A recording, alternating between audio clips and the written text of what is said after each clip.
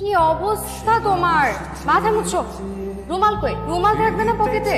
একটা কিনে দিও যেখানে লেখা থাকবে ভুলো না আমায়।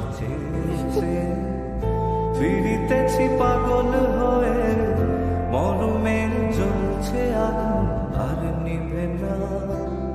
গত রাতে মা মোয়া বানিয়েছে, ভাবলাম এই মোয়া তুমি না খেলে আমি খেতে পারবো না। পাগল হয়ে সত্যি খাওনি? জ্বলছে না খাও। আর নিভে না। আমায় বলে